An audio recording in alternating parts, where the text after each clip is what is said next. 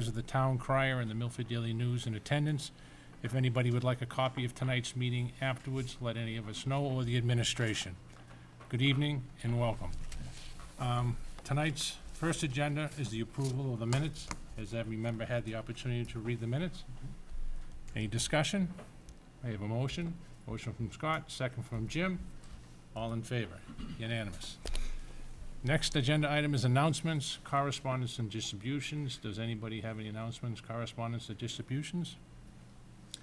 I have one, and it's kind of an oversight. I'm sure everybody knows that Steve Manguso, the legendary high school basketball coach, was inducted into the Hall of Fame, the Massachusetts Hall of Fame, I believe, the middle of November. So it was an oversight on my part, but from the school committee, I'd like to say congratulations to Steve on a job well done. He coached and educated in our district for many, many years. So to Steve, I'd like to say thank you and great job. I have one too, Mr. Chairman. I want to give the public a heads up in terms of December 7th, we have our Activities, Arts, and Athletics Showcase at Milford High School. And the purpose of this evening is to allow our middle school students and parents to learn more about our athletic teams, our different clubs and activities that are available at Milford High School. And there's really a wealth of information available, and it's a great opportunity to interact with some of our coaches and advisors as well. And I encourage all of our middle school parents and students to come out and see what's available at Milford High School. Thank you. Any other member? No? And with that, we have an invitation to speak. And tonight we have a young lady by the name of Morgan, first name of Morgan. Will come on right up to the mic. With a big smile. Hello. So before Thanksgiving break, the junior class put on our annual blood drive, and it was very successful. The American Red Cross came and set up in the gym, and upwards of 30 students donated blood. I think it was 40 students overall. MHS students were very enthusiastic about helping out such a great cause. A theater company, Repertoire Theater, recently visited MHS to put on a production of The Scarlet Letter for the entire junior class. The novel by Nathaniel Hawthorne is in the 11th grade curriculum, so it was a very good opportunity for the students to see the work brought to life. And the same theater company will be returning this spring to perform Romeo and Juliet for the freshman students. The theater department just finished the fall drama Our Town. Our Town was directed by Diane Reardon, and it takes place in a small New England town and discusses themes of love, humanity, and gaining an appreciation for life. The members of MHS Theater Workshop worked very hard on this production and were rewarded with a very good turnout for the show. On Tuesday, Miss Catherine Maraggi, valedictorian of the class of 1972, returned to MHS to discuss her popular new memoir, Glad Farm. Glad Farm tells Miss Maraggi's story of growing up in the plain section of Milford. She has a book reading and discussion with the students in the afternoon and a community presentation in the evening. Next Wednesday, December 7th, is the class of 2021 Athletics, Arts, and Activities Showcase, as mentioned before, in the gym. Coaches, advisors, and students will be meeting with the students and parents, giving tours, and collecting contact information for students to get an early start on learning more about the high school co-curricular programs they are interested in. That's all. Thank you. Very good. Any questions? Thank you very much. Thank you. Mr. Chairman, if I Yes. may just, and I apologize for forgetting to mention this earlier, just in the spirit of also recognition, since our last meeting, the high school cheerleaders at the last update actually had they were talking about going to the state championship, which they did in fact win, so congratulations to the Milford High School cheerleaders for, I believe it's now a three-peat of state championships for cheerleading, and they're actually now qualified to go to nationals in the spring. So, and I know based on last update, I believe they are planning on looking to go to that. So, and starting the fundraise for that. So, certainly congratulations to our varsity cheerleaders. Absolutely. Absolutely. Next agenda item is the presentation on cleargov.com. Are you ready there, sir? Yeah, it looked like I was online, then it looked like it kicked me off. There we go. I think so. Okay. Good evening, everyone. First off, thank you for your time. My name's Chris Bullock. I'm CEO and founder of a company called ClearGov out of Wayland, Massachusetts. I'll try to keep this brief, but got a lot to show here today. About a year and a half ago, I had a pretty simple question, was where my property tax is going. Frankly, I was just kind of curious and looked. I live in Hopkinton, and looked on our town's website and found that indeed they were being very transparent. They had financial statements although they were about 150 pages deep in an annual report. I did notice two things. I noticed that the numbers in there were very large, very difficult to relate to, and there was no context. In other words, to see that my town spends $55 million on education was just this big amorphous number. What I wanted to know is, how does that relate to other cities and towns in the area? And this concept led me down a path of exploration and eventually finding that entities such as the Department of Revenue, the Department of Education, collect an inordinate amount of information from towns and from schools.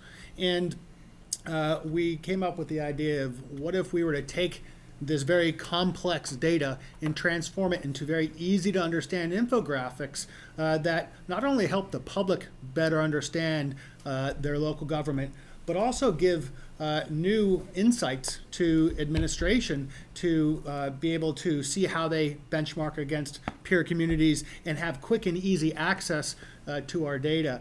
And over the last year and a half, dozens of communities across several states have signed on to this platform, which I'll show you here through today.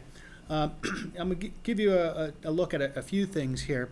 This is cleargov.com, so you can go to this page today and click on Massachusetts, and you'll see that we have a button literally built for every single city, town, and school district in Massachusetts. I'm going to start out with just the town of Milford to give you an idea of what this looks like and where we started.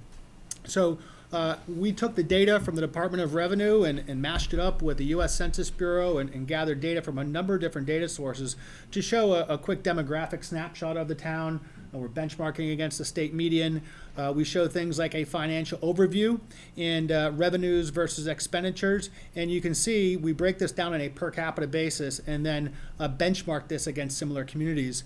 And we built an algorithm that automatically identifies similar communities by looking at population range, home value, commercial assessment, and proximity. So we had to go 40-mile radius to find 10 good peers of Milford. And inevitably, when we started speaking with towns about this, when you look into expenditures, you see a pie chart that looks like this. A majority of the town's expenditures go to the education system, and it has a drastic effect on their budget. And we started showing these numbers versus similar towns on a per capita basis, and communities like Framingham started utilizing our platform and said, you know, we do have higher expenditures maybe than there's similar towns, but there's good reason for it, right? In their case, they have a lot of English language learners. They have a tremendous amount of special education students that were driving staffing needs and driving overall costs. And we said, you know, you're right. You can't just put a number out there. You have to be able to put it into context and give people the story to better tell that story. And so this started us down the road of looking at the data for the schools, and we incorporated an education snapshot right here, where we got the expenditure per student number from the Department of Education, or actually the DESE, Department of Elementary and Secondary Education. And we started benchmarking that figure against similar school districts. And we started our benchmarking algorithm by looking at school districts that have a similar number of students, 30% more or less, from towns that have 20% more or less average household income. In this instance, we had to go 30-mile radius to find similar school districts. And from that, we started speaking with some superintendents, and they said, you know, we'd really love to be able to tell a fuller picture around what is driving those numbers. And so over the last 6 months, we've developed a new platform solely for school districts. And I should mention that we are speaking with the Board of Selectmen and the administration in Milford as well about the town product. And so I'm going to go back to the Massachusetts page and show you the new school product. Now I should mention that our business model is that we create these free teaser pages. So every school gets a free teaser page. And you may have seen on the town page there were some grayed out buttons. And those are buttons that you cannot click and tell the town or in this instance, school upgrades.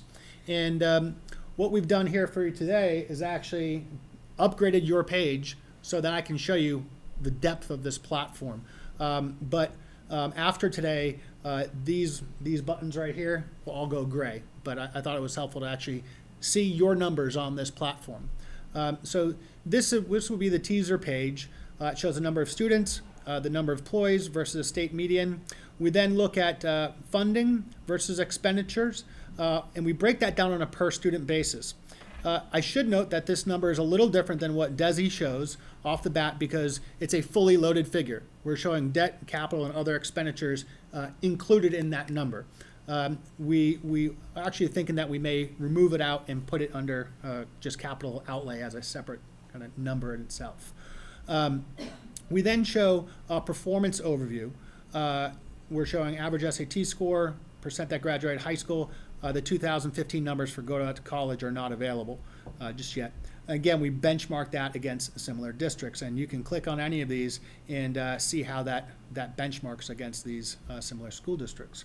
I would also like to mention at this point, when school districts upgrade, they can set their own peer groups. So if they feel like this is not representative, they can customize that through our interface I can show you. And you'll notice that there's view more performance metrics, and we'll dive into those. The last page, or last thing on the this free teaser page is state aid overview. And we're showing Milford School District per student state aid versus peer average versus the state average. And then lastly, there's a spot here where if you choose, you can make an open conversation where people can submit comments and questions, but there is controls on the school district side so that you would have to approve any comments that go on it. It's just not a kind of a free-for-all. It's a controlled conversation. So I'm going to scroll back up here to the top and start drilling into some of these numbers, and hopefully you can see the power of this platform. If you click into view more details under students, quickly you'll see the total number of students. We break it down by enrollment by grade, so you can see the trending there. And then we show the total number of high need students, again, versus similar districts. And then we show you a breakdown of that, where we're showing the number of economically disadvantaged, English language learners, and special education students versus similar school districts. And again, you can see that there's some numbers that pop out at you here. We've built interactive graphs so you can see all this over time. So if you wanted to just look at English language learners over time, I can turn all this off and instantly drill into that data. Likewise, I can switch between any of these, and if I just want to see the student population growth over time, very easy to drill into the data. We get into things like student diversity, so you can see a pie chart here, but then also bar charts that represent your student body population versus peer averages. Again, we have student diversity over time. So again, I can kind of drill into all of this and get much more granular as I see fit. We also track things like student mobility, and this data shows things like how stable is your student population versus similar districts. And I should mention that you can segment this all by different subgroups. So you can see our high needs English language learners less stable, for instance, than the overall student body population. We also looked at student churn. We've broken this down into the number of students that that come in after the start of the year and that leave before the end of the year, and then benchmark that churn. So you can see that you have a high churn relative to your peers here. And again, this is all available graphically, so if you just want to start looking at intake and attrition, you can do that very easily. That's our student demographic analysis. We also have an employee analysis where we show a number of different things. So here we're showing employee growth versus student body growth year over year. We then break down the employee types. So DESI collects data on 63 different types of employees. We thought that was too many, so we broke it down into 8 groupings so we could show it on very easily on a pie chart. And then we wanted to benchmark each one of those groupings, so teachers per student, so it's equalized by the number of students. You just don't want to compare your total number of teachers, but on a per student basis versus peers and state average, and then teachers per student over time, so how is that changing? And we do that same thing for each group of staff, all the way from guidance to an administrative support, district-wide administration. So there's a wealth of information here. We also look at student-to-teacher ratio. So you can see Milford's versus peers versus state average. We break that down on grade cohort. We look at average teacher salary versus similar school districts and average teacher over time. All of this is interactive. We wanted to give some insight as to, is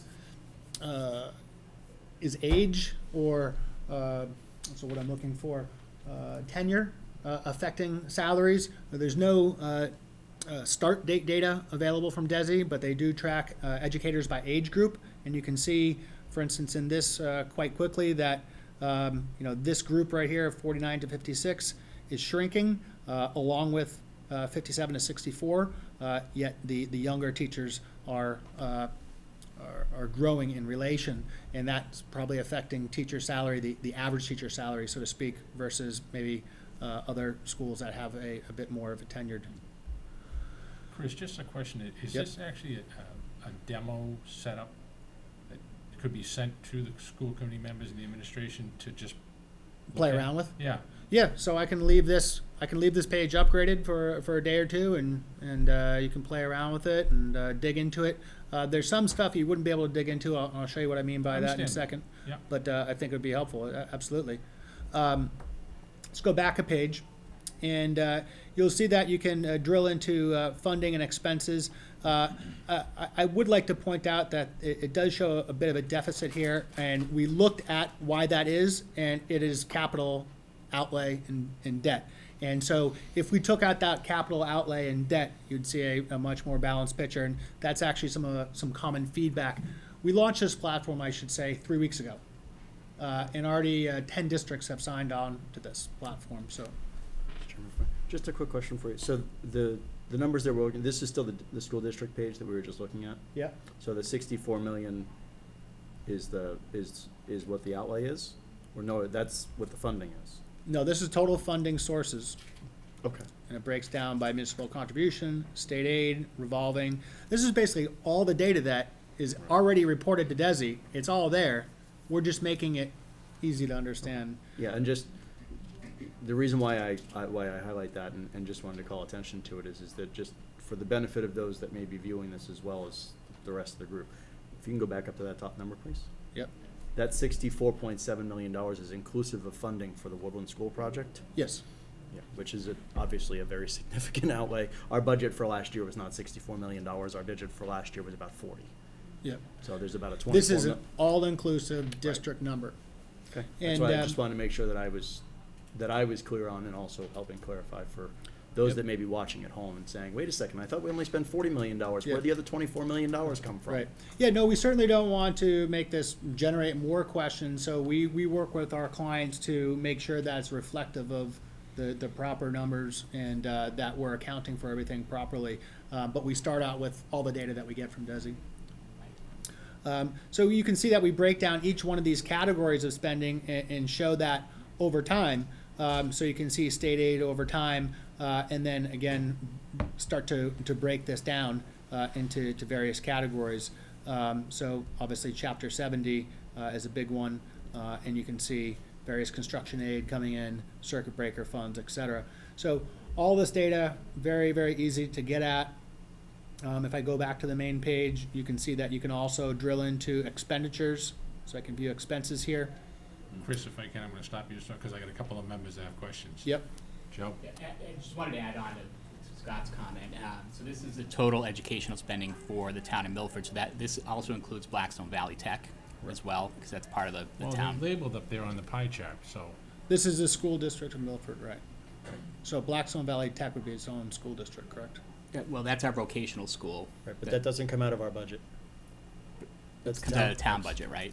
Right, but That's if the this town. is just the school budget, Right, the school budget would be shown as, and that's a good question. yeah. So Would that Blackstone, come from? this so- is Blackstone Valley right here, Yes. right? No, Yeah. no, that's the school district of Blackstone Valley, not to be confused with our vocational school, which is Blackstone Valley Technical, Okay. which is not a school district. Okay. It is its own separate vocational program, would be which included the in that. town does pay for. The question would be on your website is is that part of the municipal funding? Or would that show under the school budget? And it just, It because should be municipal. it should be under the municipal budget, Right. because it's not part of our operating budget. Yeah, well, I think maybe if we give you access, you can go in there and drill into it. In fact, we could even kind of drill into the data right now. So you can see instructional services, employee benefit, out-of-district education, capital and debt. Oh, the health insurance. Yeah, it's right. the health insurance That's that's right. included in that number. Right, different that's than the other thing that's Yeah. playing with it, because we actually, the health insurance doesn't show in our budget either. Right. That's a big one. Yeah, it's, we're trying to show That'll an scale. all-inclusive That's a number. big number. Yeah, Yeah. so, yeah, 9 million. Mhm. Yeah. Yep, so you can see, there's just hopefully a tremendous depth of information. Each one of these categories you can drill into deeper. I didn't even mention, but you can look at it all different ways in the data. You can even play with interactive mountain charts for all of the categories in this grouping. Looks like, what was that, food services has no data for 1 year, but. So I'll let you play around with this after. Hopefully you get a sense just by me clicking through it real quick.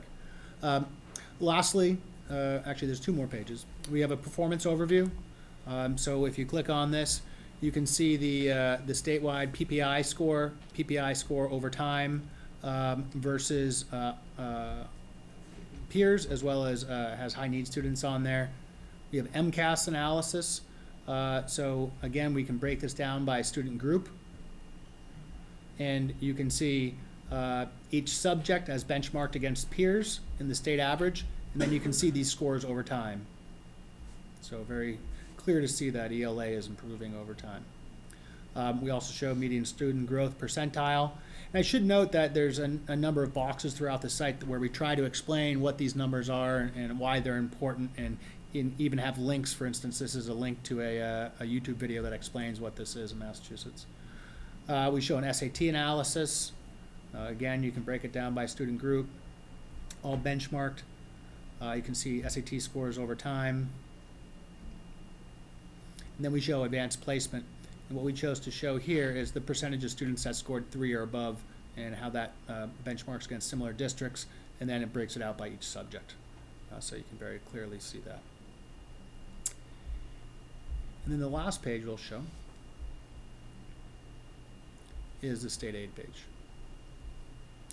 So the state aid page quickly shows you a breakdown of the state aid, total state aid, the breakdown of that. Shows you state aid is a percentage of overall budget. It looks like it's slightly increasing. Chapter 70 analysis, we're showing foundation budget versus required net school spending and actual net school spending. And then we benchmark total Chapter 70 aid. In this graph, as I think is interesting, it shows a total Chapter 70 aid across all of Massachusetts, across all students, and then versus Milford's Chapter 70 aid per student. And you can see that for a long time, you were getting less than your fair share, and that has changed over the last few years. So you can see that it actually exceeds the average Massachusetts Chapter 70 per student. We show a circuit breaker analysis. Again, the total circuit breaker aid versus peers and state. And then here we're showing the total spent on out-of-district education placement versus circuit breaker reimbursement. And so you can see that very easily. And then some other state aid from as far as building construction aid, pupil transportation, and charter reimbursement. And so, again, hopefully very clear, easy to understand, and I'll let you kind of play with it over the next couple of days. If I had 1 or 2 more minutes to just show one last thing here. Go ahead. There's a whole other side to the coin here. We provide this publicly available dashboard, which I've shown you here.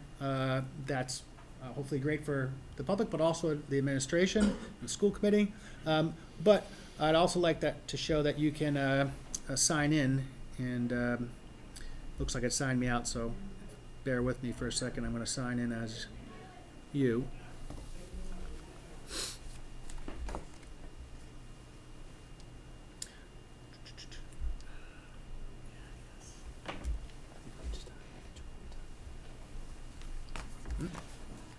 Looks like I'm offline. Oh.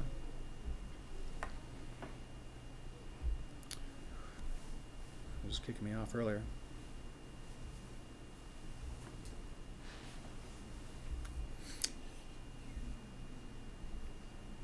Looks like I'm having internet troubles.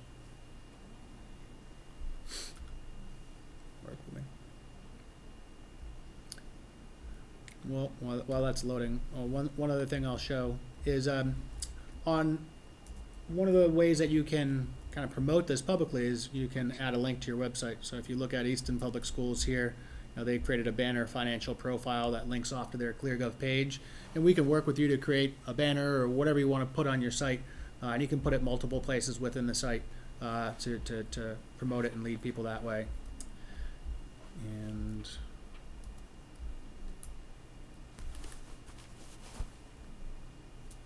looks like it's just really slow.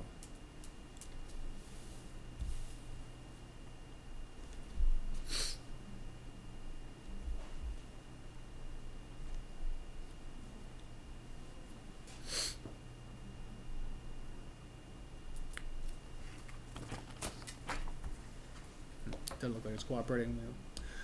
What I wanted to show is you do have the ability to access our database, so you can go in and you can create custom benchmark analyses. So you can filter all school districts by student population, by proximity, and actually create your own peer groups and do your own custom benchmarking analyses.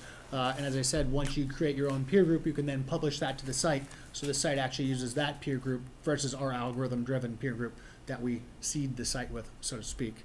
And I can certainly show the committee that at a later point, but there is kind of two sides to the puzzle that is the public-facing side and the back office side. And it looks like internet's not working with me, so I'll stop it there to see if anybody has any questions or thoughts. I'd just love to hear feedback. Jim? Yeah, I just had two quick questions, Chris. Sure. That's actually a fantastic tool. So there's you. a lot of great data in there, and actually the presentation of it is fantastic. It's very nicely laid out. Thank you.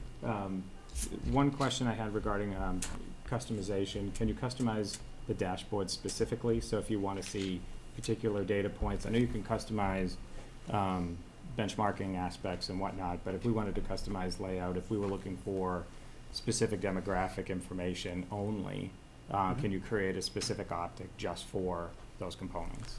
I'm Or not is sure it- I understand. Is it, if I wanted to see only certain levels of criteria on our, could we create a custom dashboard looking at only certain criterias like student population, graduation rate, et cetera? Or is that layout the way it is?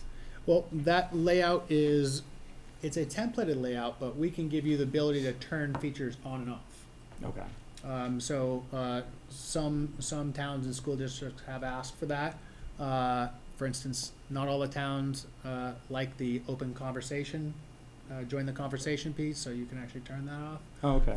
So I would say we'd prefer to have kind of a master set of options, and then you can customize it by turning options on and off.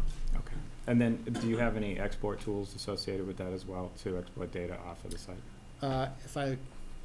If the internet was cooperating with me, He was yes. going to show that. Okay, but they do exist, so that's fine. Yes, yes. So when you run your own analyses, you can then export it to Excel. Okay, perfect. We haven't done an export to Excel on the website yet, Okay. but that's something that we could add. And I will say we really do try to partner with our clients because the best ideas come from the clients. And they say, hey, can you do this? We say, that's great. And we build it out, and then everybody gets that new feature. Excellent. Thank you. Real quick, I think this is a great option. What's the price tag for something like this? Is it a one-time fee or is it a yearly fee? Is it Yeah, it's an recurring? annual fee, and I probably should have had that out. It's based upon the number of students. And We're just short of 4,200. 4,200. So you would fall into the annual fee of 5,000. And what we had talked about with the town is if the town does move forward with this, we would do a package discount where we give both entities 20% off. If both of them signed up together. Thank you. And it's not done by seats, right? So It's not done by seats. And frankly, I just like to keep things really, really simple. We do it by just a flat annual fee. There's no customization fees. You can have as many logins as you like, and that's it. It's just a That's flat awesome. annual fee. Just one last, do you have a mobile platform for it? Yeah. If you pull up ClearGov on your mobile site, and actually I could potentially even show you what it would look like. But it is all fully mobile enabled. I'll just pull up like the town of Acton. But if you zoom in like that, you can see that it Oh, great, scales, scales. yeah. That's fantastic. Thank you. Yeah, I mean, 60% of traffic now on the web is mobile. So we thought it was really important to have it mobile ready. So, yeah, I encourage you. It's a little tougher to look at Yeah, really big but- charts and stuff yeah. like that, but It's great. That's a nice job. Jan? thank you. Thank you also for all the information you've shared. I was just wondering, with the districts that you've worked with so far, who are you finding makes the most use of this? So is it central office, the business manager? Do they use it at budget time to try to create presentations? Where are they Yeah, I using mean, we've really been working with towns mostly. it? Okay, We launched the town product in December of 2015. okay. And the school product we launched at the Superintendent School Committee Conference in Hyannis 3 weeks ago. So we're just starting to get So you're some. just, the school part is what's the newest? It's brand new. Okay, Yeah. okay. And the reception has been great. I mean, Framingham, Wayland, Holliston, Georgetown, Amesbury, Duxbury, Tingsboro. I mean, a lot of schools have already been signing up really quickly. From the town standpoint, we're seeing them use it a number of times. I mean, certainly during budget season. So there is a function on here in the back office where you can put budget numbers in there and make it only viewable by people who log in. And when you're ready to show it to the public, there's literally a switch that you turn 2017 on, and then everybody else can see it. But it can be a tool that you share the budget internally first, and you can see it all visualized and trended out before it's approved and ready to share. So that would be one. I think just giving department heads access to this information rather than having to go to the business office and request information. It's just all readily accessible there. Certainly making it available on the public website to help increase trust. I personally think that the public, I think it's fair to say that public trust in government is probably at an all-time low. And I think it's very much misplaced. I've spoken with hundreds of local governments over the last year, and they're generally all operating on a slim budget, and good people trying to do the right thing, but the public just doesn't know that because they don't understand it. And I think that if the public can see it and they can understand it, and they see that the school district is using technology to communicate it, it goes a long way towards promoting trust. And I think a lot of towns and schools, initially they get worried that, geez, if we open up this, are we going to get a lot of questions, and we're going to have a full-time person asking to answer questions. And what we found is actually just the opposite, is that it tends to tamp down that suspicion, and it answers a lot of questions proactively, and it creates a more informed conversation Very versus trying to uncover a rock and try to find something slimy that's not there. Right. That's great. Joe? So obviously, the more transparency, the better. And in the quick demo you gave just now, there was a lot of useful information out there. What's so appealing to me is the context that you talked about, right? So when people look at our budget and they see our budget's $45 million, they think, wow, that's a lot of money, $45 million for the schools. But when you start to benchmark that, you realize that there's some room for improvement there, that maybe it's not as competitive as it could be. And so I think having that information would really empower us in advocating for additional funds, whether it's at the local level or the state level. That's a very good point. And that's really, I think, the biggest benefit for us, having access to this. I was going to say, in Framingham, they saw that their ELL student population was 75% higher than similar school districts. And they right away went to their state rep and said, we need funding to be able to, offset some of these costs. It's data can be powerful. John?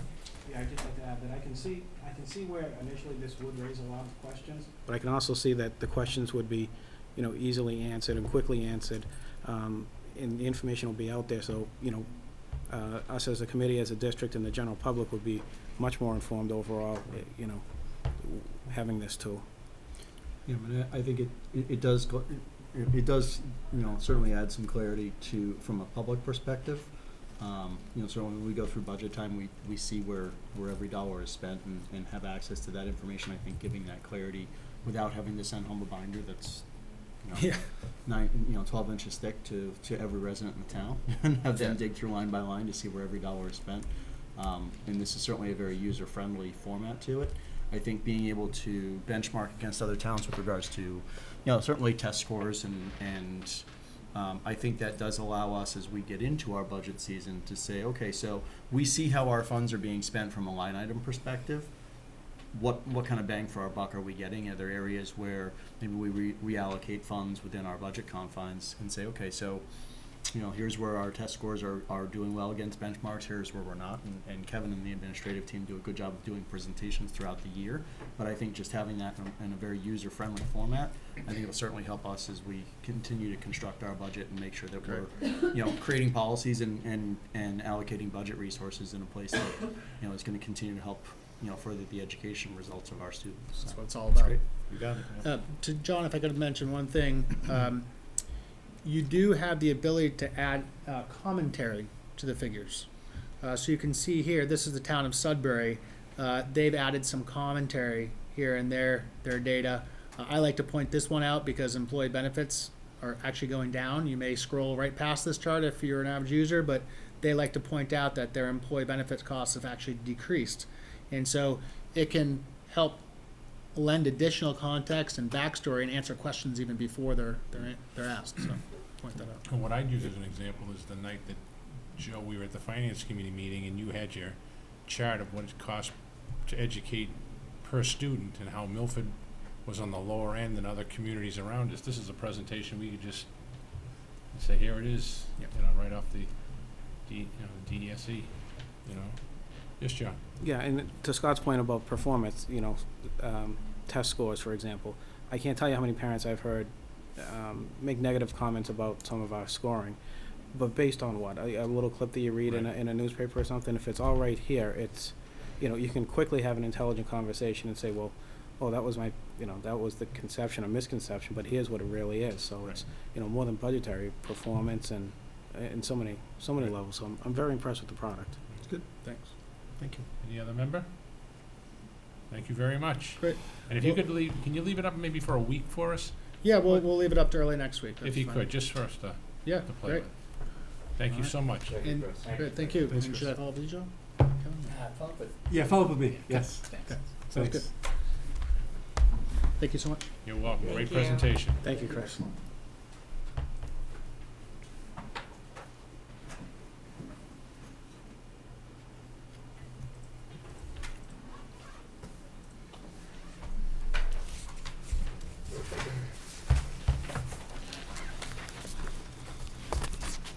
Next agenda item is English language learner update with Mrs. Jennifer Norjani.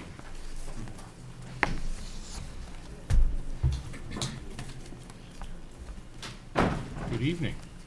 Hello. Good segue into my presentation this evening.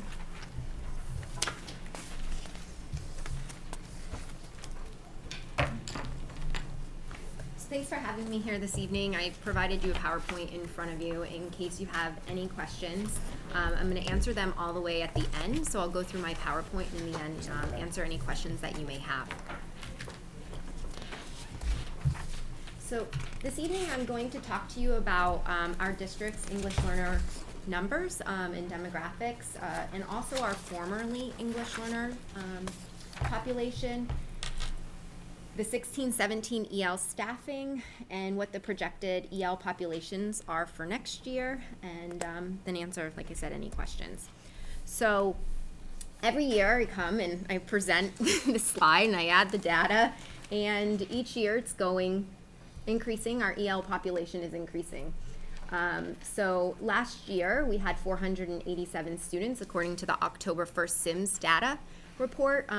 That's not on DESE's website yet, so I just ran the X2 data report for our 575 students we currently have in district.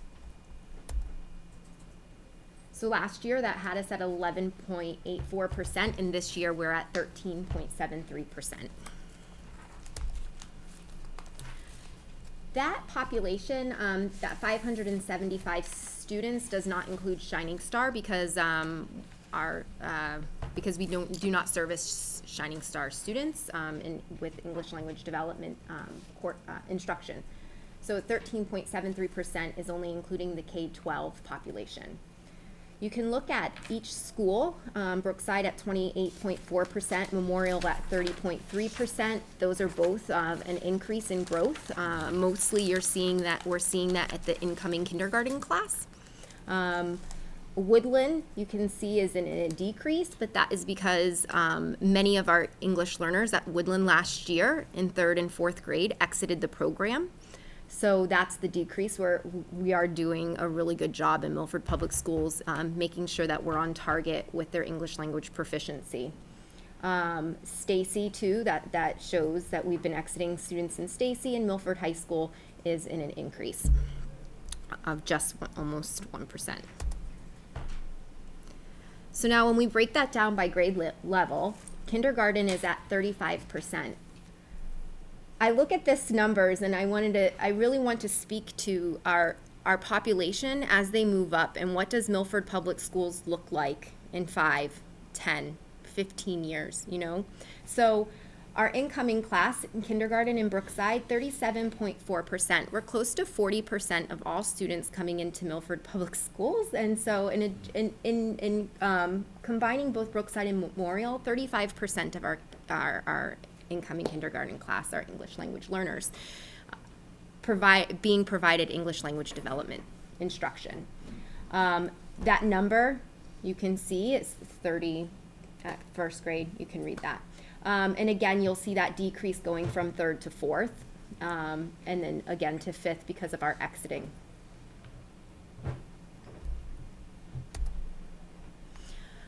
Under Every Student Succeeds Act, that Obama signed in on December 10th last year, 2015, there are new regulations. We are required to monitor our formerly English learners, which would be FEL, for 4 years.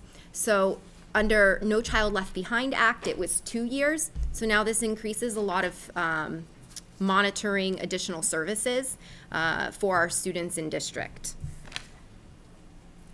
You can see that we have no formerly English limited students except one at Brookside, because the majority of our students who are entering schools aren't achieving their English language proficiency according to, in comparison to their peers at that level yet. Whereas you can see we have, in the last column, 26.4% of Woodland's population is still in the English language learner program, whether that's through being provided direct services or monitoring and consultation with the classroom teacher. 18%, 9%. So 20% of our total population, 1 in every 5 students currently. But if we go back up to the elementary levels, it's 1 in every 3 students are being serviced. I wanted to give you a little bit more information, because the previous slide said 20.2% are currently in the L program, but 23.33% have been in the program at some point. So they might not be monitored any longer for after the 4 years, but there's still 23% that have been in the program at some time in their educational career. And then home language, you have a question? Just a real quick question on that. So if I'm doing the math right, 3.13% of our students fall into the FEL years 1 through 4 or 5 years plus? Yes. That's an additional number. So 20.2 are currently enrolled, 3.13 are former. Yes. Including, okay. All right, thank you. You're welcome.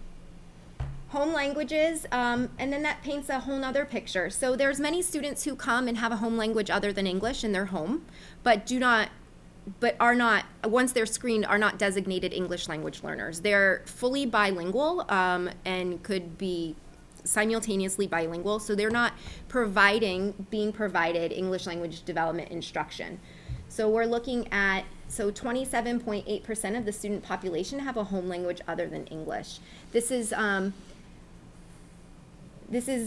large number when you think about the home communication piece and possibly the staffing that we have who are bilingual that can do outreach to our families. And as you can see, that number is growing. At the K2 level, that's 34%. And what I said a few moments ago, thinking about how the demographics of our district is going to be changing when you look at the high school being at 19%, but the incoming K-2 class at 34%.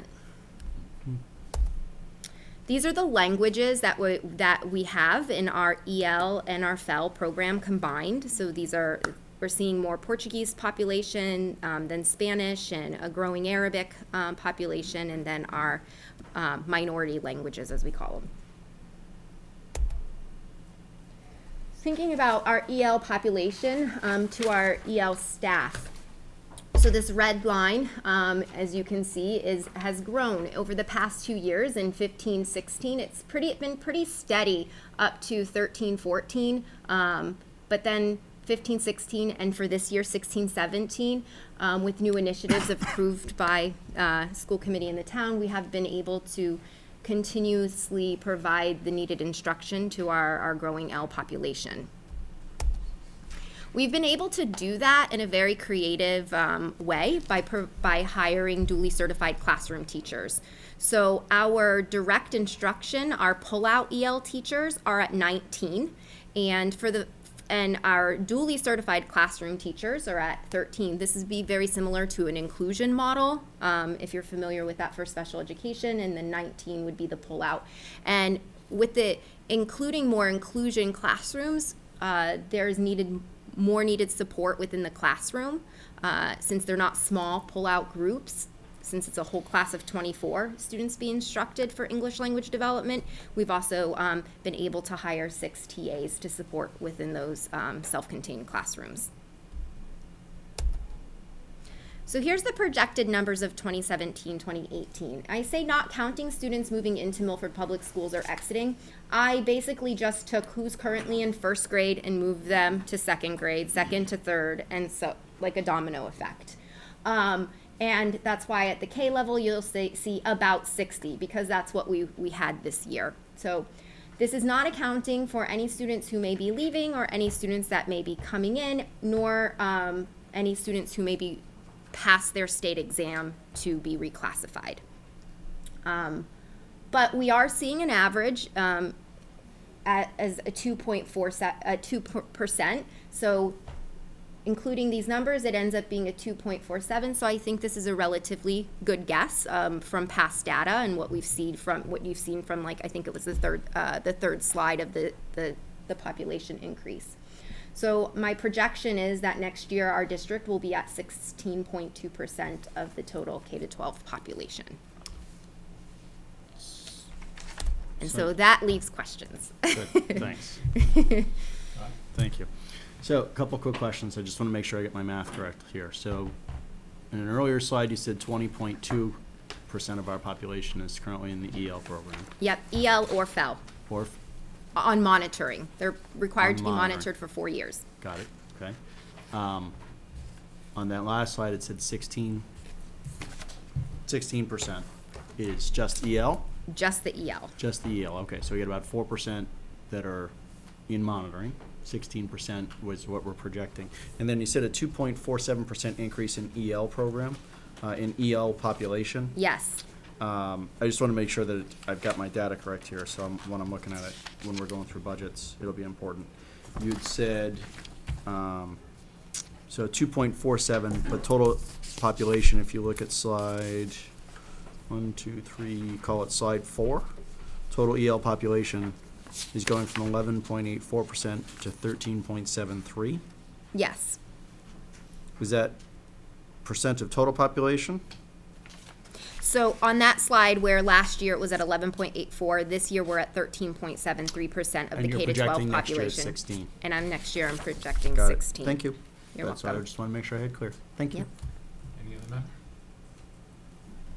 Jen, can you speak to the change in exiting requirements from the state too, just so the committee has that sense, how that's gonna potentially impact our numbers over the next couple of years? Okay, so okay, I didn't tell her I was gonna ask this yes, question. okay, so 14. But I think Set her it's important I'm to trying speak think of about it my because years. it's gonna have an 16, impact on 15. numbers. So in January, our access for ELL assessment test is every January. So in January of 2015, it was access for ELLs 1.0. In 16, it was access for Ls 2.0. They're changing it to digital online testing. Just like MCAS to MCAS 2.0, there is more rigor in the test. The exiting criteria is a little bit higher. So the state is projecting that let me go back. Last year, they knew we needed the scores. The state needed the scores for student placement. When the scores were given, they were given before the bridge comparison was complete. So they gave scores based on access for Ls 1.0 rather than scores based on the test of access 2.0. So scores were a little inflated, okay? Which means some of our students exited without really making the exiting criteria. What the state said is, well, you're responsible for monitoring those students for 4 years. And if those students aren't making adequate progress within their classroom, you can always redesignate them as English learners. That's not a problem. We are monitoring our students. There's all the students that we've exited so far, exited last year under the criteria, are performing well within their classroom, and we don't have consideration of reclassifying them. But with that said, this year, the state is saying if the students who didn't exit and those scores were inflated, now their target is a little bit higher, districts should know that they're not going to exit as many students this year because of last year's inflated scores. But then the following year, it should make up for that. So that's why I'm thinking this number is not too high, because we're looking at not exiting as many students as we did last year. With regard to, so thank you for that. With regards to, this may be a question for Kathy, but I'm sure you probably know because you usually do, which is good. With regards to, from a funding perspective, is there a difference in funding for that the schools receive for actively enrolled versus monitoring? You mean from state, On like a found, state on, reimbursement? in the foundation budget. Mm-hmm. From a reimbursement rate, from a reimbursement perspective, do we get is there a different reimbursement if if the clients are EL students versus in that past monitoring? foundation budgets, the numbers have always been accurate to our EL population, Not the monitoring population. not the monitoring population. Okay, so those students that for lack of a better term, and forgive me for it, but almost like a false positive on the exam, that had been exited from the program, there's a difference in funding for those students. Yes, but they're not receiving any, No, I get that, but if we now have to bring them back in, instruction. Yes, we know that there's a lag time between the time that we actually have a student come back into a program. So that those numbers that are going to go up next year, and we've seen this before. It's always a 1-year delay yes, from when the funding comes back in. So that's an important piece if we're expecting sort of an additional spike in there because the state decided in all of their grand wisdom to, oh, well, they're fine. Just if you need to bring them back in, just bring them back in. Stroke of genius, by the way, because it saves the state a lot of money. right, so with 1 year, there will be For a a spike, year. yes. So we'll see a spike with no cost on that. Can I ask a follow-up question, Jen? Do you anticipate a large number of students kind of falling back into the ELL support, or do you see like maybe a small, I'm just curious what your take on this. I don't, and the reason why I don't is because when we look at placement and we look at students who are in their first year of reclassification, we place them with teachers who have for many years worked with our first year exiting students, so they're already putting in those strategies, and through the dual certification course that we did last year at Woodland, specifically, because that's where all the students mostly are exiting. Many of the teachers took it upon themselves to be part of that dually certified course, and so all of our teachers who have our first year fellows are dually certified, so they are providing those that structure for them to be successful within the classroom. So I don't see that happening. Okay. Just want to make sure you understand. Jim? Did you want to? No, I'm just side talking now. That's good. I just had a quick question. Are we going to experience, or do you have any resource requests associated with the escalation in students? Do we anticipate? So, hey Jim, we're coming up on budget time. There's a whole long list that usually comes along. So I don't know if anybody was going to I ask will, that now or later, no, but that's a I'm great- hearing resource ask associated with a lot of that, and I didn't see any of it at the end of the presentation. So Thank you, Jane. Yeah, what's that? Give it a month. Yeah, the bill, No, yeah, I the bill, honestly the bill's coming. feel, and maybe you'll have a different view of me, but I honestly feel that I'm very fiscally savvy. I live in Milford. I'm passionate. So all of that aside, that I'm also a proponent for inclusion. And when you look at 34% of your kindergarten population or 37% at Brookside population being English learners, I want to be able to provide an inclusive, least restrictive environment, and that's by hiring teachers who are duly certified or doing that in-house training to hire to provide duly certified classroom teachers so that we can have students in the classroom in the least restrictive environment with their peers. So that is my approach to programming. However, there will always be students on the whole bell curve. There will be students who are newcomers who need small group pullout. So if those numbers grow, increase, but with an increase in numbers, yes, we'll also need some teachers, but I would like and material resources that accompany new teachers. But those are to see because of the increase in numbers. But I think it's, in my opinion, fiscally sound. Very good.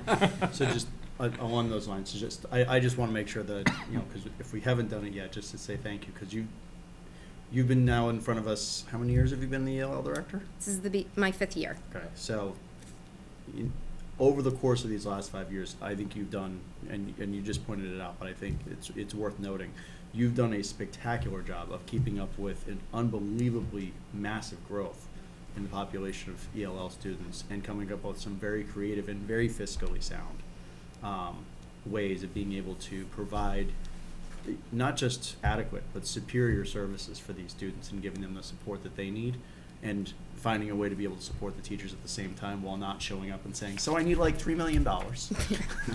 So you've done, I just want to make sure that, you know, if we've not highlighted and congratulated you and thanked you for that in the past, I want to make sure that we do that tonight. So Thank certainly you. thank you, and it's certainly well appreciated and well noted.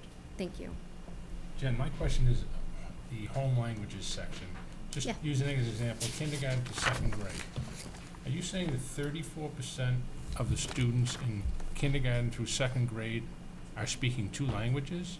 Or- They have a home language other than English. Their parents listed on their home language survey in their enrollment packet that they speak another language at home. So that, let's just say, for example, there's. It may not be their dominant language at home, but they do have a second language at home. Okay, so that was my question. So they're actually in our school district with the ability in kindergarten through 2nd grade to speak 2 languages? The home language of Portuguese, and we're teaching them English? That's amazing when you think about it, Yeah. at that age, you know?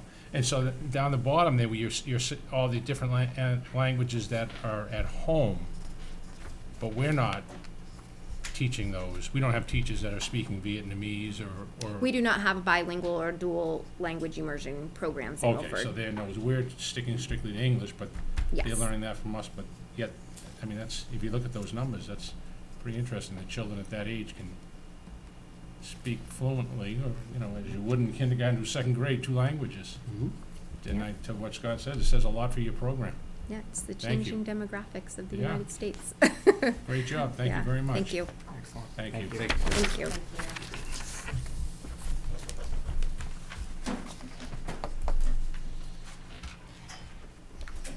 Next is middle school east reuse. And for the general public, just so you'll know, on Saturday morning, November 19th, the school committee and the administration retoured Middle School East using daylight. Instead of the first time we walked through, we were in there in the evening, and you really couldn't see that much. So we all met that Saturday morning and took a tour of the school. I'll open it up for discussion to the members, if anybody has anything they'd like to say. There's a lot there, the best way to put it. So any member? No? Everybody's, I do. yeah? Well, first of all, I appreciated the opportunity to be able to go through there twice, and actually there was another opportunity offered over the summer, so there were actually, some people had multiple opportunities to go through there, which is really helpful if you haven't grown up here and haven't attended the school and haven't had kids go through there. We had a lot of information from the committee that you served on last year, and I think that it was really helpful for us to have this additional time for this year to gather that extra information and think about what our needs are district-wide. I can only speak for myself, but I think as a committee, you know, we've been sitting on this and talking about Middle School East for a long time now. And there's been a lot of work, and I know there are a lot of opinions, but I'm personally having a hard time figuring out how we're going to maintain Middle School East as a school committee. When I look at that facility and I look at our needs, and I fully understand and appreciate the needs that we have, and for sure the high school needs space. And this may not be the right spot for Shining Star in this particular school, and we have that to think about. And we have facility needs at the high school. But I feel like we're, at this point, at least for me, I feel like we're sitting on a school without really making a decision. And I'd personally like to see us, even in spite of the long-range plan, and I know we talked about including Middle School East as part of that conversation, but I'm having a hard time thinking how Middle School East is really going to fit into our long-range plan, especially if we're thinking about funding for high school or funding for early childhood or whatever that next decision might be. You know, I personally would like to see us move to a decision, even if the decision is that something happens at the end of this year, because I know there are some commitments, and we made an agreement that we were going to support some outside groups and allow them to use the facility this year. But I think it's getting sticky, and I'm not sure at this point what the purpose would be to sit on Middle School East without us saying, my personal opinion, I don't see us retaining that building for educational purposes. I can't see kids in there. I can't see administration in there. I think the amount of work that would be needed to make that a building that we would feel proud of at this point and want kids and staff and to represent us as a town, I don't see it being that particular facility. I think it's lived a life. I think it's done a great job over time. But I'm wondering how we're going to collectively make a decision. So if the decision is that we're turning it back to the town, so the town can start thinking of what are they going to do with it, or what are we going to collectively do together as a school department in town. So that's just my personal opinion after a lot of thought and a lot of walks and information and things. I thought it was very beneficial, sorry, John, having Craig, you know, with us, because, you know, having been the principal of that school, you were able to show us a lot of the nooks and crannies, or I should say the areas that, you know, are definitely gonna need some work. But having conversation with the superintendent, the thing that concerns the two of us is we don't want that project to get in the way of the high school. You know, that's our concern, you know, or one of them, I should say. Yeah, it One, absolutely is. You know, so, John? I just want to say that until we can define our future and upcoming space needs, I don't think we can fully evaluate any of it, the high school, Middle School East. I think we need the long-range planning committee and the administration to really identify what are our space needs. Do we need the space that Shining Star is occupying right now? Do we need space for more programming? Do we need to cut some programming to add the new programming? Until I get some kind of a space need identified and quantified, I can't say whether or not I think Middle School East fits into it. We don't know if we're looking for space and for how much. It's certainly going to be an expensive project to renovate to make fit into an early childhood center. That may not be the best idea.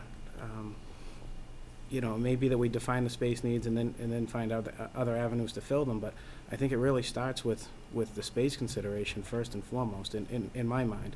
And I'm looking for, you know, our long-range planning committee and the administration to sort of, at this point, quickly identify our space needs so that, and if that can't be done, then we probably don't need that space. But, you know, that's where I'm driving from.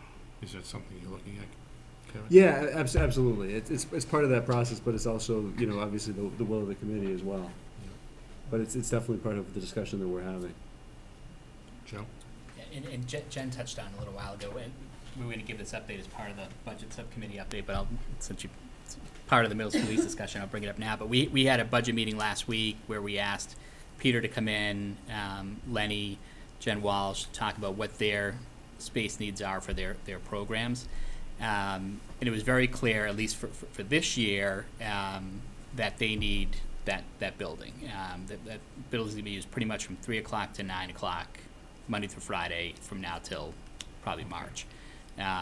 So if a decision is made at some point to declare that surplus, I think a conversation needs to be had with the town as well, that we'd still like to use that building for these needs, at least through the end of the year, to give them time to be able to make some adjustments and make some compromises going into next year, because we're going to have to start using some of the other space more efficiently, perhaps partner with the youth center better, but we need to figure out where some of these groups are going to go and what spaces they're going to use.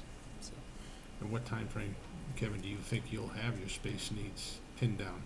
I think we're meeting in January and February. It's possible by the end of February, early March, we may have some recommendations.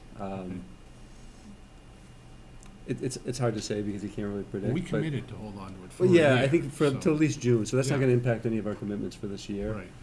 I think the decision, or the recommendation from that group is going to be more along the lines of what's the long-term need, what type of reinvestment will we need in the building to, to make it viable for, whether it's office space, whether it's a preschool, whether it's a mixed use of, athletics and a number of other activities.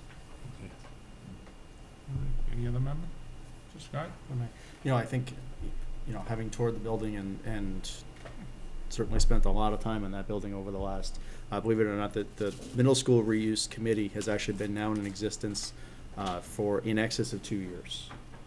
That's how long that committee's been on. It's actually coming up on year 3, believe it or not, since that committee's come into play initially. I mean, I think there's some viability components to it. I think there's some very significant challenges. I share some of your concerns, Jen, with if we're going to put this back in, if we were to put that building back online from an educational use perspective, does it give the representation to the students and to those that would be using that as what we would like to represent from a school district perspective? I have concerns about that as well.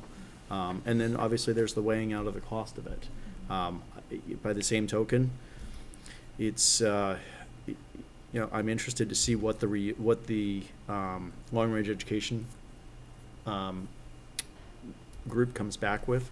I'm hopeful and confident that they'll come back in a speedy way with some of those answers, because it is a one-time opportunity where we have this building right now, and once we declare it surplus and hand it over to the Board of Selectmen, in order for, if we come to a spot in the very near future, meaning in the next 12 to 24 months where we did need extra space, that we're now out trying to find a building at that point. So I certainly see both sides of the coin. I understand certainly the superintendent's concern over, we have the building that we're sitting in here with the high school as well that's going to need some very significant capital needs. And I'm hopeful, Kevin, with regards to the long-range education plan, that the capital needs for the high school and for all schools are being taken into consideration. For so many years now, because we were preparing for Woodland, and this is just for the benefit of the public as well, we have not put forth any capital improvement for certainly as long as I've been on the committee, and short of Mike, I'm the longest standing member. I'm sitting here, I'm coming up on finishing up year 5. So in the last 5 years, so half a decade, we've had no capital improvement requests of any kind, which when you consider that we have more buildings than any other, we have more facilities and more capital improvement needs than anyone else, than any other portion of the town. That's significant, and certainly hats off to Rob Quinn for the phenomenal job that he's done with being able to phase in within his general operating budget to still maintain the buildings in the condition they are. That being said, it's now actually, I believe at the last count, Mike, you can probably keep us up to date on this. It's probably close to 10 years since we put through, Well, I'm trying to think when we did the boilers. Were the boilers done, Craig, when you were the principal there? no, Before that? Yeah, so, 2004. yeah. and I got 8. So we're, They weren't done, so I'd say 10, yeah. yeah, so we're approximately 10 years with no capital improvement request. Obviously, our very significant capital improvement request to the tune of just short of $61 million down the road from here. However, we're at a point now where we need to start to reinvest. And the reason why we have a new Woodland School, the reason why we did the renovation on Brookside, and we call it a renovation. We took down everything but one wall. There was nothing left in it. There wasn't a wire, a pipe, nothing. The reason why we've had to spend so much money is because for 10 years before we started this current long-range education plan, the schools did not spend money on maintaining their buildings. My fear is that if we don't start to bring that back in, and this could potentially be a deterrent from being able to do that if we were to go into a massive rehab on the middle school east program. So I see both sides of it. I'm very leery, having sat on that committee for over a year and can sit on this committee for the last 5. Part of your question was what do we need, what does that process look like? At some point it will be brought forth in a motion and will be made to either maintain the building or release it into surplus, so. Well, We'll that's go one from of the there. things I've had a conversation with Aldo Chakey and of course with Jonathan Bruce, is that we just spent all this money in the school and now they wanna come before us with a maintenance program that they're gonna recommend that, this is how we're gonna have to take care of this, $1 million school, just keep it going in the future. And they use an example, we built this school here in 1972 or 73, and to Scott's point, really, other than cut the grass, not being wise, but your home, you build a new home or you buy a new home, every year you're doing a little something around your house. We have it, and now with Rob Quinn on board, he's done a phenomenal job of doing that. But Aldo and Jonathan want to bring before us an actual plan that we can take to the town. I believe that's what they want to do, and say, this is what we need to do on a yearly basis to maintain this school so we have it in the future, which is what we need to do. Yep. Absolutely. Any other member? If I could just say one last thing, Yeah. Mike. I think the committee hit all the key points. It's really about what's the appetite for reinvestment in middle school east, because we'd have to do a significant reinvestment to make it viable, versus what are some of our other long-term capital needs that we're gonna have to look at, and is there an appetite for both? Would we lose, and I don't wanna say the big prize being the high school, but would we lose some momentum or some support around a potential future high school project, whether it's a renovation or a complete new building, versus reinvestment in kind of what's happening at middle school east. And that's kind of what the long range planning committee is kind of weighing and discussing too. And we're looking at some data from the MSBA, some data from NESDAC, and a couple other organizations, including the work that was done by the consultant for the middle school east reuse committee, to kind of help answer those questions. Okay, next agenda item is the second reading of the Milford Public Schools. Substance use prevention and education. There's actually 3 policies that we're gonna vote on, if all members agree. Substance use prevention and education policy, teaching about alcohol, tobacco, and drugs, and alcoholic and beverage and or illegal substance use. Have all members had an opportunity to take a second reading at those 3 policies? Is everybody comfortable voting those in this evening?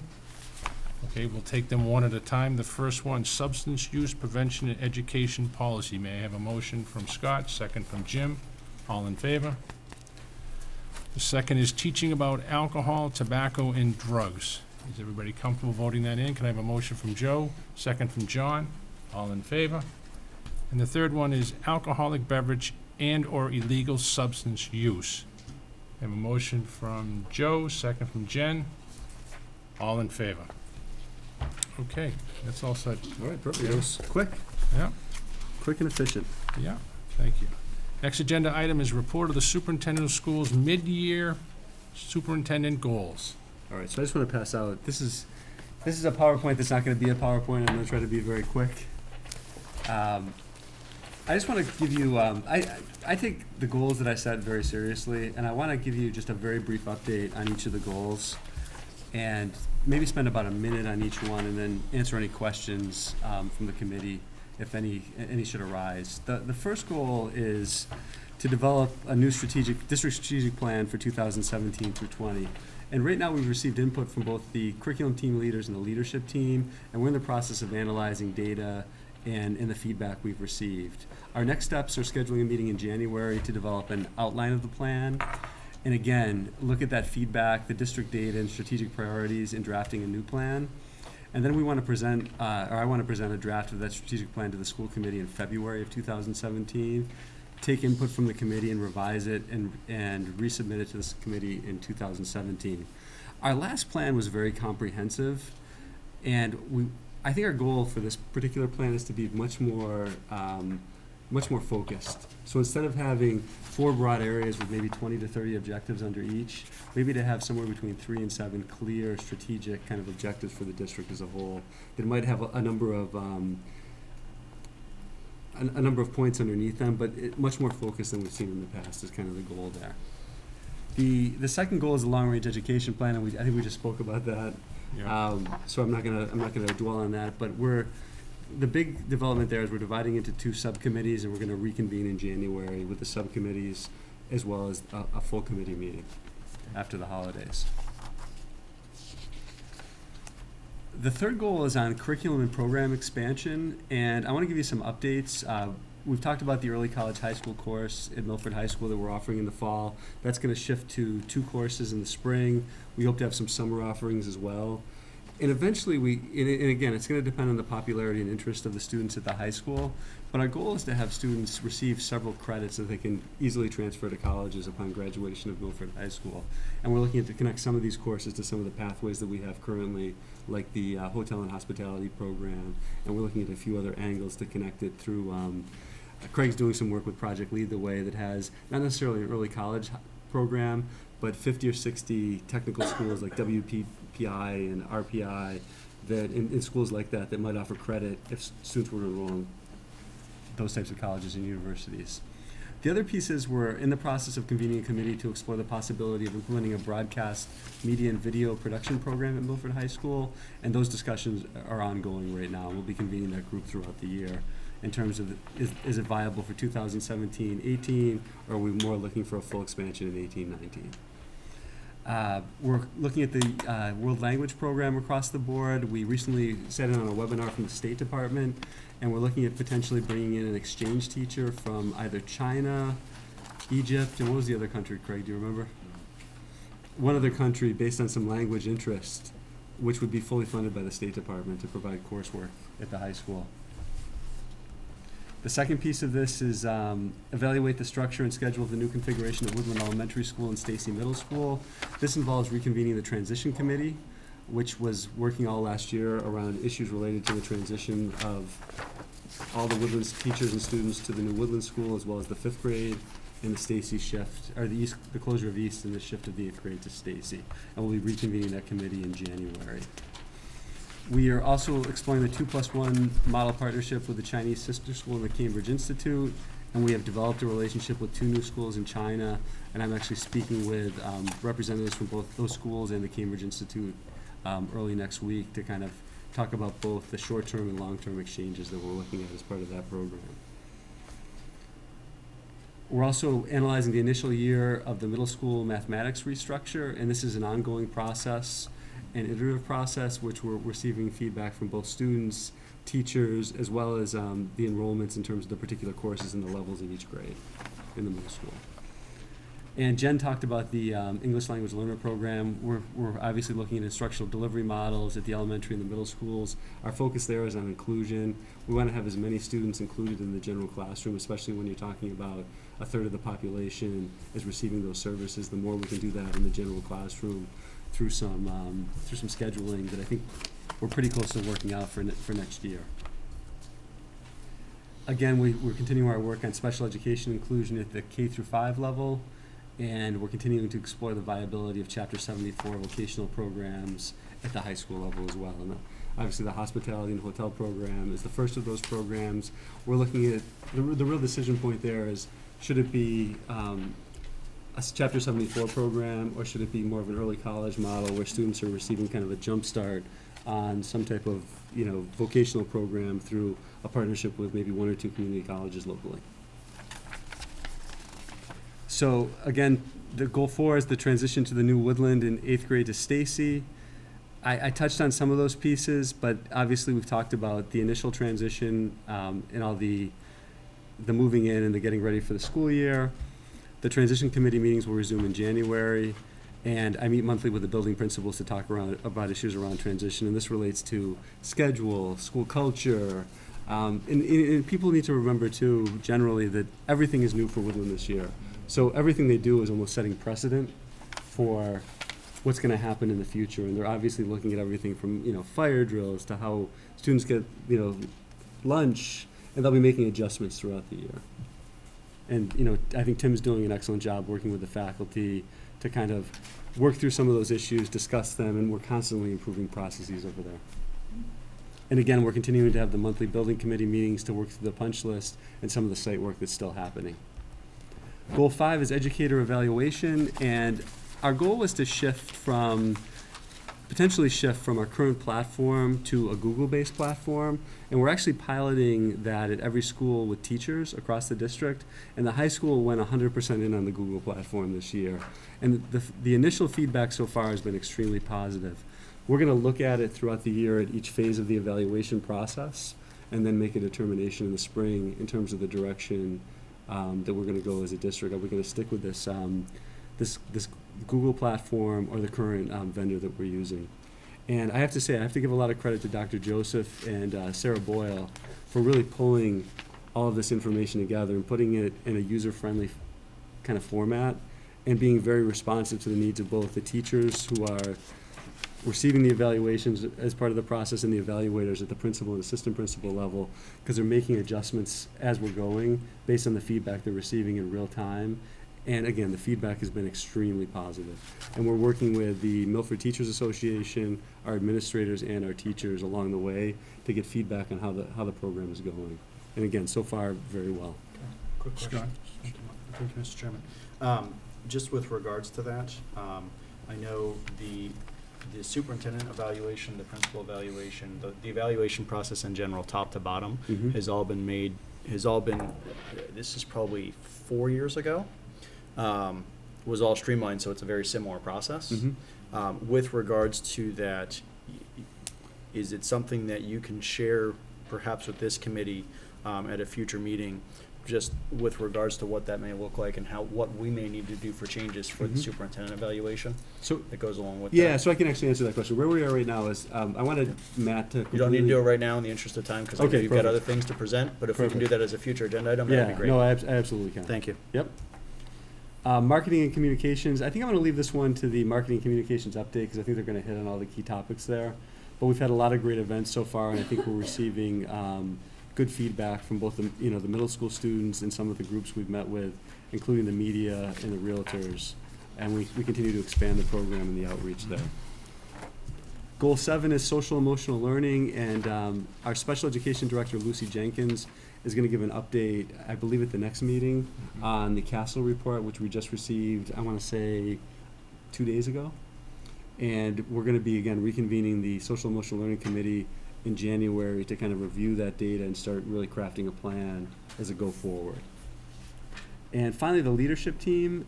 And the leadership team, a lot of the work was front-ended in the summer, and it's really just structuring the year. So each month, the leadership team meets, which is all of our central office administrators and principals, as well as a couple of our department heads. I also added a directors meeting this year, where we meet each month with all the directors and talk about key issues and share information, which we've never done before. And I think so far that's been very, very helpful. We're also, on a monthly basis, the central office team is visiting classrooms in each school. And we're communicating with the teachers post the observations and just giving some broad kind of, some highlights that we saw and some questions for them to consider to try to add some communication without giving individual feedback to teachers. As well as, I meet each month with each principal and each department head to kind of, move the work forward and have discussions about key issues at each school and for each department. And that is hopefully like an 8 to 10 minute quick update on the goals. Any questions? Jen? I just want to comment on, even just looking at goal number 8, leadership team, every single one of these bulleted items probably results in many hours of work.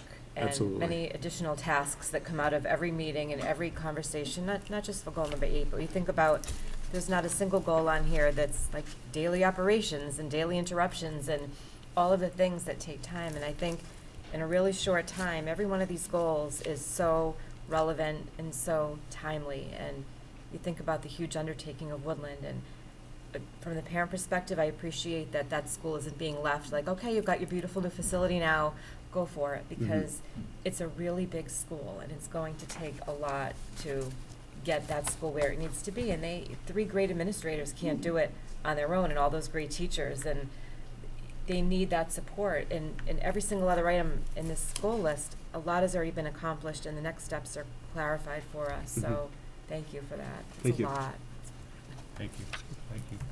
Any other members? Joe? Yeah, just to add to that, what's impressive is as you go through these goals, how much has already been completed, right? And it just goes to show what a seamless transition it was, moving the leadership over to you as superintendent, how you really hit the ground running, and we didn't miss a beat. So, thank you. No, thank you for that. I appreciate it. Good job. Anybody else? Okay. Good job. And Craig. Next agenda item. Craig. Report of the No, assistant. and honestly, Craig is a huge part of all of this, and it's a complete team effort. Well, you told me he spent most of the day out making sure his truck didn't get scratched. That might be true also. Next agenda item, report of the assistant superintendent for curriculum and instruction and assessment. Mr. Consigli? Thank you very much. Tonight we have 7 warrants to approve, for your approval. The first warrant's in the amount of $944.13. A motion from Jim, second from Joe, all in favor? Second warrant for $6,347.99. Motion from John, second from Joe, all in favor? Third, in the amount of $26,475.24. Motion from Scott, second from Jen, all in favor? Fourth, for $298,540.62. Motion from John, second from Joe, all in favor? Fifth, in the amount of $422,280.96. Motion from Jen, second from Jim, all in favor? Sixth, in the amount of $31,199.66. Motion from Joe, second from John, all in favor? And finally, the seventh warrant in the amount of $2,164.68. Motion from Scott, second from Jim, all in favor? Thank you. It's quite a shopping spree. It was. Next on the agenda, for me, I'm requesting to be out of district from March 24th through March 27th to the annual ASCD, which is the Association of for Supervision and Curriculum Development Conference. This year it's in Anaheim, California. Good evening, everyone. Requires a It is vote. now Motion. 8:30, Motion from and Scott, this second will from Jim, conclude all in our favor? parent-teacher You're conference. on your way. Thank you. Thank you so much to all of our parents who joined us for this evening, for our students who assisted us. Next agenda item is Please drive subcommittee safely. updates, budget. Thank you. And so we mentioned the meeting that we had with Peter and Lenny and Jen. In addition to that, we also had a meeting with FinCom last week as well. We invited Matt Joseph to that meeting and he gave the technology presentation of FinCom that he gave to the school committee at the prior meeting. It was a lengthy discussion, but I think Matt did a great job presenting the vision of the district going forward and what some of the needs are. Good. And I'm sure there'll be a lot more conversation around that as well. But it was a good start. Good. Yeah, and with that, we've scheduled third Monday of every month to continue our subcommittee meetings with the FinCom subcommittee. Thank you. If Thank you. that's the date. Marketing and communications? So we met earlier this week. Just a few things that we discussed were the Milford High presentations at Woodland that were very successful. Carrie and her team, and Nancy did a fantastic job. One of the other things that we have in the pipeline is a follow-up to the Youth Summit Night. So getting all of the youth coaches together with the high school coaches has now been locked in and confirmed. So we'll be moving forward with that. We also talked about developing additional development to the business curriculum. Kevin had some great ideas regarding a business academy almost, and modeling a kind of a mini MBA program to revitalize that portion of the curriculum. In addition to that, I've got a meeting with Paul Linsky at the Blackstone Valley Educational Foundation to talk about an internship / co-op program, and his coworker Amy Healy in order to help liaise between private industry and the district. So those were a few things that we talked about. We also, as you mentioned, had the follow-up to a media roundtable and a realtor roundtable. So it was a pretty successful, or a pretty eventful conversation for marketing and communications. We also talked about creating and developing some more targeted outbound messaging through the website and the Twitter handles. That'll be coming up. Yes, Scott. Just, so, the pleasures of living in a small town. So I was in the grocery store the other day, and I actually had a committee member that actually reached out to me, actually a former school employee, that stopped me and was actually talking specifically about the marketing communications, and certainly wanted to, number one, commend the committee, but also had said, he said, listen, I don't have kids that are in the district anymore, but I do have grandchildren that, grandchildren, I'm still a taxpayer. I would like to know what's going on from that piece. He said, we still read the paper, and we still open our mail. So I know we've got some mailings that are going to be going out and some things of that nature.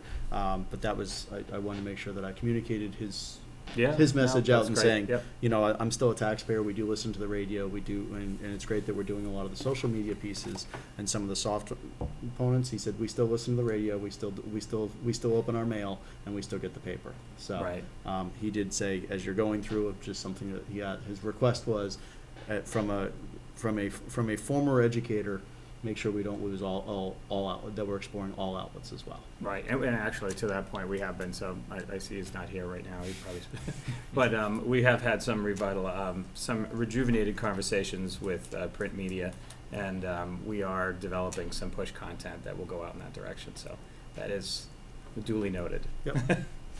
So, don't go grocery shopping on the Wednesday before Thanksgiving. I can't go to Target. Okay, and next is Policy Subcommittee. Jen, would you like to speak to that? Yes, we talked about several different topics tonight, one being student leave, which addresses the issue of students who may be exiting the district for a specific amount of time and an extended amount of time, and we need to do some more investigation into how we want to handle that as a district and or as a school committee in terms of how to address extensive leaves. Should those students continue to be on the roll here, or should they be unenrolled until such time that they may return? So that will be for future discussion. Crowdfunding, again, going back to social media, has to do with requests for items that classrooms or individuals may be making on behalf of certain needs that people feel that they have in the schools. And how do we want to see moving forward financial requests being made? Should it be through the budget process? Should there be different ways of looking for money other than people going on social media and saying, I need X supply for my classroom? So is there a way to kind of rein that in a little bit and look at how we want to see things being brought into the district and how we want decisions to be made in terms of what actually is coming in? So are we moving in kind of a united front, or are people able to go off on their own and make different kinds of decisions that may not be in line with what the district's goals are? So I think gonna be a little more investigation on that by the superintendent. And transgender policy, we began to talk a little bit about some of the shifts in the law, and we got a little bit of an update on how the high school specifically and Stacy are handling some individual issues or situations that have arisen. And it sounds like things are being addressed on an individual basis at this Mhm. point in time. So we probably aren't looking at any kind of a policy at this point. Does that Thank you. summarize Thank pretty you. well? That's Okay. very good. Thank you very much. Any member have any discussion, questions? Okay, next agenda item is future agenda items. Does any member have anything that they'd like me to bring to Melissa? Just the one that we just talked about with regards to reviewing the superintendent evaluation and making sure that it remains in line with the other evaluation processes that are going on and enhancements that are going on within the district. Sure. Any other member? Joe? Have we gotten the results from the NEASC? We have Says not. we had- no. We got a, you know, I'm going to a NEASC event next Friday, and I should have some more information, but, they've made some shifts to their process, and there's nothing to be concerned, or there's no issues related to it. It's just taking a longer time to get the results back. Okay. So Carrie's been talking to the, our representative, our regional representative from NEASC. I anticipate it coming shortly. We did receive some preliminary findings, but nothing we can share publicly right now. Mike, could we Yes, just go Jim. back and add in safety? What kind of, We have that set up. oh, that is, Yeah, okay, yeah, great. yeah. Update You've made that on request, Yes, that's yeah, on next yeah. month. I mean, Craig, do you next wanna week. answer, Okay. speak to that in terms of what you're planning to present? I think it's, Next is it, meeting. Yeah, Yeah, okay. I'm meeting with the school resource officers and Lucy Jenkins and also firefighter Nelson, Yeah. and we're gonna review all those things. Great, thank you. Okay. But it is an agenda item on the 15th. On the It's been 15th next, agenda. it's been Yes. next, Okay, yeah. great. Yes. Yep. Thank you. Sorry, Yeah. yeah. Thank you. Okay. Any other member? Next agenda item, old business. Anybody have any old business they want to discuss? Just one piece, I know at our last meeting, we had a conversation, Dr. Joseph, I believe it was our last meeting, Dr. Joseph came and gave a presentation to us. He was, part of his request was he's exploring off-site server, specifically cloud services. I was going back through some of my notes from previous meetings as well. I had thought that through the Woodland project, we'd actually purchased some of those server capacities that he was actually asking for, both from an off-site perspective, so we've got some of that server capacity that's already been built in, that's actually well above what our current usage is. That's actually not only enhanced the site here at the high school, but also redundancy off-site over at the new Woodland School. So if we can ask for just an update on that and just kind of a re-clarification, I know it was part of that ongoing conversation, and it was an upcoming potential budget request. I just want to make sure that I don't mind spending money, but let's not spend it twice. So if we can just revisit that again, just to make sure we're on the same page, Sure. and that may be something to go back to the Woodland School Building Committee on, and just get an update on that, that'd be great, just to make sure we're not double Okay. spending here. Any other member? Okay, there is no executive session this evening, so may I take a motion for adjournment? Motion from Scott, second from Joe. All in favor? Adjourned. Good night. Have a good evening and a nice weekend.